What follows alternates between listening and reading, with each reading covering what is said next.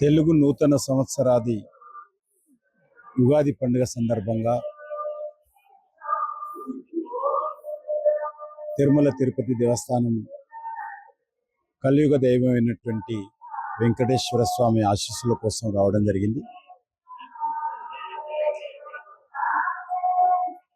ఈరోజు ప్రపంచమంతా కూడా ఒక ఉద్రిక్త వాతావరణంలో ఉన్నప్పుడు వెంకటేశ్వర స్వామి ఆశీస్సులతో మన దేశంలో శాంతి, అభివృద్ధి ఈరోజు ఏ రకంగా ఇబ్బందులు లేకుండా మనము ముందుకెళ్తా ఉన్నాం, మనం చూస్తూ ఉన్నాం.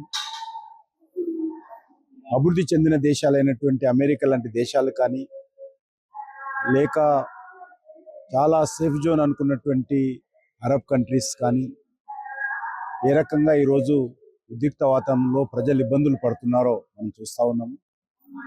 ప్రపంచం అంతా కూడా ఈరోజు వార్ జోన్లో ఉంటే భారతదేశం ఏకైక దేశం ఈరోజు సేఫ్ జోన్లో ఉంది, ఆధ్యాత్మికమైనటువంటి జోన్లో ఉంది, డెవలప్మెంట్ జోన్లో ఉంది, మరి శాంతికి సంబంధించినటువంటి జోన్లో ఈరోజు భారతదేశం ఉంది.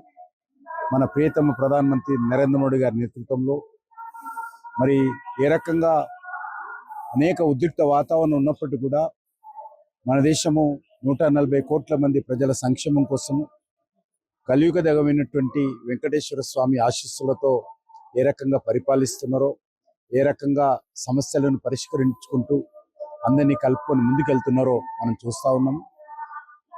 రానున్న రోజుల్లో కూడా మరి మంచి పాడి పంటలతో ప్రజలందరూ కూడా సుఖ సంతోషాలతో మరి ఉండాలని ఉగాది పండుగ సందర్భంగా శ్రీ వెంకటేశ్వర స్వామి ఆశీస్సులు అన్ని వర్గాల ప్రజలకు అందించాలని మనస్ఫూర్తిగా కోరుకుంటున్నాను. ప్రత్యేకంగా మన దేశ ప్రధానమంత్రి అయినటువంటి నరేంద్ర మోడీ గారిని మరింత సమర్థవంతంగా పరిపాలించే విధంగా ఆయనకు ఆరోగ్యాలు ఇచ్చి శక్తినివ్వాలని వెంకటేశ్వర స్వామిని ప్రార్థిస్తున్నాను.